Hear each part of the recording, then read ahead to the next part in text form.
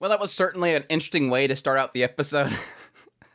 I don't know, I'm sure there's a crowd of people out there that really like that type of sister relationship. We're going on Yes, we're technically going on fully on Derry, and I think we've gotten this indication of that with Claire in the past, that yes, Claire is like super bro con yandere type, which like I said, there's a group of people that like that kind of choke foreplay. I don't know. But no, yeah, I can throw out the idea of Claire at this point. I'm not typically a fan of the super yandere types, the overly clingy, and that's obviously what they're going for. And again, like I said before, I was kind of expecting them to get into Claire a little bit in this episode, and unfortunately, no. It just seems like she's just overly wanting him to see her play, and that the fact that he skipped out on visiting them during the holidays, which, yes, there. The interesting thing that I noted from this scene is I'm kind of curious as to if Claire knows that Sid is Mundane Man. Again, it goes to my theory on the idea that she is this no-she-no girl from the first episode, and that she does possibly know who Sid is, that Sid is an isekai, because then her seeing Mundane Man's mask wouldn't bother her. Now, it's indicating that when he first brought her in, he had to have discarded the mask, but if he was going into his room, she would have been like right on him, or even going in before him. So she would have had to have seen the mask, and he would have to have moved it from the headboard to the trash can, unless he foreseen that she would be there and he moved it. But either way, it was in the trash can. This is an overly cleaning yandere character. She's going to check the trash can. Characters like this will check the trash can. They always check the trash can. That's the things you're trying to get rid of, and that's the things they want to know about. So she would have checked it. So I really do believe that Claire knows that she is Mundane Man. So, but at the same time, he was technically trying to hide the fact that he went and competed and did not see her match. So, I don't know. But well, that's my theory, again, that she is this other girl, and she does know who he is, and does know that he is competing as Mundane Man. But they didn't really specify, and if they were going to do that route, then I would see them possibly actually pointing it out. But yeah, he failed to watch her competition, so apparently at the very end, he's just dead. Like, he's like, I am dead. Totally forgot about Claire. I'm dead. So we'll see. I don't know. Maybe that's why this series is ending in 20 episodes, is because literally in the next episode, we find out he's dead, and then it's just a wrap up with the 20th episode. I know it continues on. Everybody's excited about it having another core, so I know it continues on. But, I mean, he could die and reincarnate again. I mean, there's nothing against that. But no, in this episode, we find out that Beta, as Natsume, essentially left a note to Alexia that she's gone. Like, she's going somewhere to research, which we know that's not true. It's just pretty much indicates that Natsume as a character, her facade as Natsume, is done here. So anything else she's going to do in this area at this current moment is going to be as Beta. She's just kind of wrapping things up in her working with, I don't know, it could be an indication that she's no longer going to work with Alexia at the current time. I mean, she'll probably pop up again later as Natsume and say, hey, Alexia, how's it going? I'm back. Let's continue on. But it sort of indicates that she's kind of wrapping up things with Alexia at the moment. Like, she doesn't have anything else she needs to do with her. But also the indication that Beta knows that things are about to go down. So she's leaving the last amount of information that she has for Alexia. This is the tie-ins with the kingdom, with the church. Have a good day. Which, yes, Alexia hates. She hates being pitied. And I don't know, that they could be turning into a really interesting story arc with Alexia. Unfortunately, I don't see it coming to fruition now. Possibly a later on thing.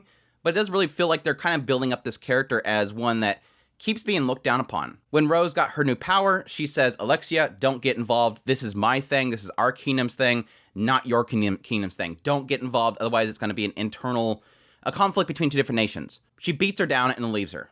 She pitied her. And now, again, Natsume's leaving, and she's leaving information to Alexia. Again, pitying her. It's frustrating her, and I think that can probably turn into a really cool story arc, and the idea that, let's be honest, Alexia, out of everybody in this story, is sort of childish. Anna Rose has gained a new maturity. Obviously, Beta, Natsume, she's been through a lot of crazy stuff. She knows where it's at. She's done a lot of killing. Everybody's kind of grown up. Not Alexia. She's still kind of childish. So that could turn into something really interesting later on. Again, I don't think it's going to happen in these next two episodes. Unless next episode opens up and Alexia reveals to the father, hey, father, I have the information I need. Let's take them down. And she's walking with the soldiers to take down all the officials. We did get a brief scene with Sid talking with Iris. Okay scene. Was a lot of her kind of apologizing for what happened before, talking to how essentially you're Alexia's first friend. Please take care of her. Don't let what happened, sway you away from being her friend. But it ultimately kind of turns into just him being a background character. The other two with her pretty much downplaying Sid, how terrible he is. But additionally, him just kind of prodding up what they think about Mundane Man. The interesting thing in this little segment, though, that I found was around Beatrix. That was the character that I think right now I'm most fascinated by. And yes, we kind of get a little clarification on, at least from Iris's perspective, who Beatrix is. Again, my assumption is that she is somehow tied in with the actual goddess Beatrice, but again, it could just be that she is named after her. But again, elves live a long time. But again, it's confirming here that yes, Beatrix seems to be a very old elf. She's great granny levels here. But yeah, specifically that she's an elf swordsmaster hailed as the war goddess, and that she actually won, or at least according to her, she was the one that won the very first Bushin festival. Now the question mark here is, why is Iris so interested in Beatrix? My assumption is that Iris, knowing that something's about to go down, she needs people that can, essentially, she needs power. And so she figures Beatrix being somebody who is obviously very, very powerful, she would want to recruit her. Iris is constantly trying to recruit people. Even Alexia in favor is trying to recruit people, including Sid. But after her match, she ends up seeing Beatrix and chases her down. But all we really get at this point is introduction. So I'm assuming in the next episode, we'll get an idea of what happened there. Now, it's a little bit unfortunate, the idea that you see she pretty much confronts Beatrix. Beatrix offers her a burger. They introduce each other, and that's it. And then it cuts to, I think, Sid, and it's later in the night. So whatever happened, that time has passed. So hopefully they'll at least kind of jump back to it and reveal, or maybe they went somewhere else to talk. But I'll be very interested to see what that conversation is. Again, my assumption is that Iris wants to recruit Beatrix. Why Beatrix would care to help her? That's the big question mark. I mean, typically with most elf stories, they're secluded from humankind and their battles and their wars. I don't see any reason in typical elf lore why would she want to get involved. Except for the possibility that Beatrix may reveal that she's looking for somebody that looks like her. She ties it in with the whole thing, that's the investigation that's happening around the cult and everything that Alexia found out previously. I do like the fact the entire episode, Beatrix just walking around with this big old bag of burgers, gives Sid one, and he just gives her one back, so she just still has the same amount of burgers. She's trying to give one to... She's just trying to give them away, and because she bought too many of them. I thought that was kind of funny. There is a cuteness about a hot elf, very soft-spoken, but very powerful, walking around with a bag of burgers. I did get a kick out of her interaction with Sid and the idea that it's like this whole, you're trying to avoid me, aren't you? No, I wasn't. You were. No, I wasn't. You were. Oh, no.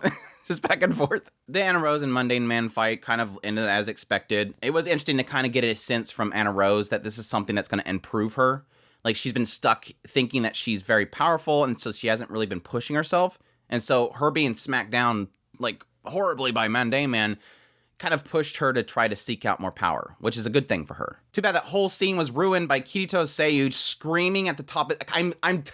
I'm done with the friend. Like, I've been done with the friend for several episodes. That comedy doesn't hit me, and it makes it worse that it's that Seiyu. I hate his voice when he's screaming, and he's always screaming. So please, let's stop that joke. Please, let's stop the joke that he's constantly losing money from bets. It's old. It's been old for literally over a core of this show. Please, a new joke for him. I'm so done with him. Please. I'm so done with that joke. But no, the last scene that we had was Iris talking to Perv Ashhat, and it's just more of him kind of just manipulating her. A little bit of discussion about Mundane Man and how he's overly confident and super powerful. But additionally, I was interested, after they seen the match with Mundane Man, Perv Ashhat himself gets extremely interested in Mundane Man. It does seem like he indicates that he believes there's a possibility that he's a resident of the underworld. Now, I don't know if that's specifically a demonic underworld. I mean, technically, we do have a demon lord type character here, but he specifically says the lawless cities. So I don't know if it's just talking about an underbelly of society itself, a lawless city in the lands, not necessarily an underworld like a hell or something like that. But it was interesting that he specifically says that he doesn't believe that Mundane Man is a part of Shadow Garden. I'm not sure why he would come to that conclusion. Like, it seems like his thought process that the Shadow Garden isn't going to get involved here, which, again, I don't know what makes him assume that, but it's kind of going out of its way to point out that he wants to crush any potential problems, and he sees that mundane mana is possibly going to be a problem for his plans. I guess it would make sense that if he's going to pull something here at this festival, he would assume that somebody there that's a very powerful person will get involved, and he doesn't want that. So it sort of indicates the possibility of somebody following Mundane Man, following Sid all the way back to his place when he would pretty much change back to his identity. I don't think Sid's gonna be that dumb to allow him to be seen by that. He would probably tell somebody's nearby because he's an overpowered main character. Anyhow, solid episode overall. Just kind of getting a conclusion to Anna Rose, seeing a little more Beatrix, which is great. And yes, kind of just more setup for what's to come. But we have 2 more episodes, so I'm hoping that we have a really nice wrap up for this particular season. I haven't seen any actual confirmations for more, even though we had a bunch of speculations back at the beginning of the year. But we'll see. We'll see. If anything, it's typically going to be announced probably at the last episode. But anyhow, that's my thoughts on episode 18 of Eminence and Shadow. Hope you guys enjoyed this video. As always, if you did, make sure that like button down below, comment. Let me know what you thought of the episode. As per usual, I don't need answers to the questions that I have. I don't need spoilers. Thank you. Additionally, if you're new to the channel, make sure that subscribe button so you get all my content. I do news, reviews, first impressions, top list. If it's anime, it's pretty much here. Additionally, if you want to support the channel more, we have a Patreon link, a tips link, and a super thanks button down below. Greatly appreciate it, but it does. And y'all take care.